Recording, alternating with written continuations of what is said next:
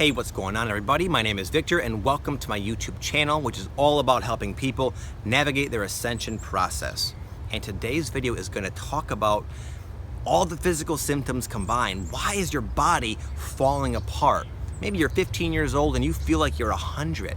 It's not just I make a lot of other videos that kind of isolate the particular physical symptoms, but I want to kind of talk about just a general stress of what it feels like to have a lot of these physical symptoms sort of stack up. And also, more importantly, I'm going to give you guys 5 tips that'll help you make a noticeable difference in reducing and managing and at least alleviating your mental anxiety about all these physical symptoms, okay? I can't tell you a little 1, 2, 3 trick to make them disappear. No one can. But I can tell you there are things I've learned in my 8 or 9 years of awakening that I picked up along the way that have made a significantly noticeable difference. So back to the intro briefly. Again, if you were just not really sleeping that well, but you felt fine otherwise, it wouldn't be a big deal. But what the problem is, that the things that cause a lot of people to say, what the hell is happening to me? Am I okay? Is they're not sleeping, they're gaining weight, they're eating food that they've eaten their entire life, and now it's causing them to get sick to their stomach. They have a random like back or knee or elbow or a lot of different joint issues. Maybe you have an actual broken leg or an actual physical ailment while all this is going on. You have like a central nervous system sense of like fatigue and lethargy and burnout. You're mentally cloudy. You're mentally like you can't think very well. You have all these weird energy pockets, and all this can happen all at once, and it does. And it's just like, oh my God! It causes you to say, what the hell is going on with me? Am I okay? Many of us, I did too, go to the doctors, and the doctors say, well, you seem fine. It's like, man, you know you're not fine. And then it really freaks you out. It's like, wow, the doctor says I'm fine. Am I losing it? You know, and this just creates a lot of madness. And unfortunately, at least for me, it lasted a little while. I don't believe everyone's going to have it to the extent I did. But I know I talk to a lot of you guys on a daily basis. I know many of you do. So again, here, 5 tips that will help you a lot. Number 1 is strength training. I'm not talking about jumping jacks and push-ups and squats and jogging. I'm talking about progressively overloading your muscles with continual increases of weight-bearing exercises like the bench press, squats, deadlifts, power cleans, curls, lift weights. Even you women, I was a trainer, and the biggest fear women have is they don't want to get too bulky. That's not an issue. You guys don't build muscle the same way as guys, and you'd have to really go nuts for about a decade before you look even remotely like manly. So don't think if you're a chick that is something to worry about. Don't let it detour you. Because what's unique about resistance training that sets it apart from jogging, yoga, etc., martial arts, dancing, is it rewires your central nervous system. And your central nervous system essentially is what the main thing that's getting affected by all these energies, which creates all these little smaller like tangent symptoms. But if you can strengthen and rewire and make your nervous system more efficient, which is exactly what weight training does, you are just a stronger person. You have much less symptoms. You're kind of addressing it at a core level. You guys are probably ready to slap me for saying this yet again. Long walks. I'll be quick. I know a lot of you guys hear me talk about long walks all the time, but let me tell you why it works. Yes, it's mentally grounding. Yes, it feels nice. Yes, it kind of gets you out of your head. We all know that. But what walking does is it triggers and works your parasympathetic nervous system. That's a branch of your autonomic nervous system. What I'm saying is that you have 2 branches to that autonomic nervous system, the sympathetic and the parasympathetic. The sympathetic is your fight or flight. You're drinking coffee, you're afraid, you know, and that gets triggered a lot by your awakening, because as these issues come up, it makes you go into this like primal zone. And that wears you out. That releases cortisol and just burns you and zaps you out. But you can actually do something to stimulate the other branch, and long walks does that. And this other branch, this parasympathetic nervous system, is associated with healing, calming, relaxing, rejuvenating, rebuilding, rebalancing. And by doing activities that stimulate that, you kick up your body's ability to rejuvenate itself, essentially.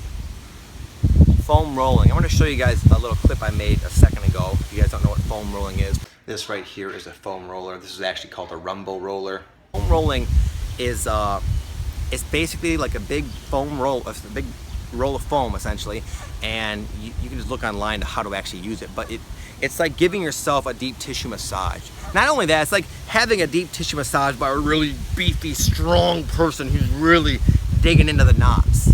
Because we have all of these like unconscious, neurotic holding patterns where our muscles in our body, unconsciously, you're not aware of it, are contracted. You know, and it causes stress, it drains our energy, and this foam rolling is a way to knead out those knots. So our body is not unnecessarily bound up. You have enough stress going on, and as you awaken, you're constantly being faced with things that temporarily stress you out. And this can lead to like an overaccumulation to being like really wound up.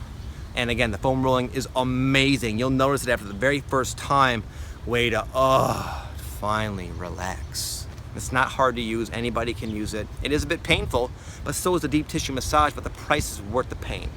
Another thing that's awesome for dealing with the symptoms is fasting. I experiment with many types of fasting. I currently eat, and I've been doing it for years, it's called intermittent fasting. You can look it up online. It's like it's like the latest and greatest thing for people losing fat and dieting and staying lean. But it's under the premise of fasting, and fasting is so good for your body. It's a free detox. And what I noticed more notably is that it helped me connect to my higher self. And it's real easy, just don't eat. So intermittent fasting essentially is where you eat all of your meals instead of scattered throughout the day. From you wake up at 7, you eat, and you eat like, again at 6, 7 p.m. and then you go to bed. Basically you're eating food throughout the whole day. You shorten that feeding window. So you still get enough calories. It's not like a dangerous thing. You get plenty of calories, plenty of nutrients. You're just condensing it. And that allows you to have a longer, a little bit of a daily fast, a 16 to 20 hour fast every single day. And that helps you connect with your higher self, has a ton of health and life extending benefits, helps you easily maintain an ideal weight. It just kind of puts you in, it makes being a healthy person a lot easier. And there's also a lot of inherent benefits as well. Secondly, it's good to once in a while do a longer term fast, like a 24 or 36 hour fast, which I know sounds like, oh wow, that's gonna suck. How could I do that? It's really not that hard. If you've tried it, it's actually quite easy. And beyond that, you actually, when you get deeper into the fasted state, you feel great. You have like natural energy. And when your body's not detoxing or digesting its food constantly, it takes all that energy, because it requires energy to detox or to eat food. All the energy goes to detoxing yourself. So it's just really good for you. Connects you with your higher self, makes any spiritual practice like yoga or meditation more effective because you're more sensitive. I can't say enough about it. Both my programs, my Kundalini program and my mood shift program, both teach you how to fast. They tell you how to do it the easy way because it's so beneficial. Number 5 is the easiest thing, and yet almost no one, including myself at the time, takes the time to do it. And that's just a personal timeout. Whether you're at work or at home, I'm no technique involved. Just go and lay down on the bed and do nothing. Don't focus, don't visualize, don't align your chakras, don't worry about what the energy is doing. Just sit there and do absolutely nothing. If your mind is thinking, fine. If you find it kind of relaxing, that's fine too, but just take a time out and just sit there. Just get good at sitting still for like 10 to 15 minutes one time per day.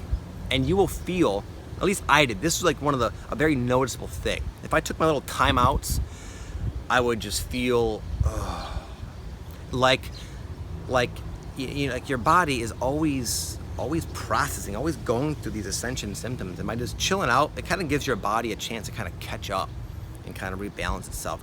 I always had the intention of like self-healing. I would tell myself, heal yourself. I'd kind of have that intention, but that's it. Then I would let go.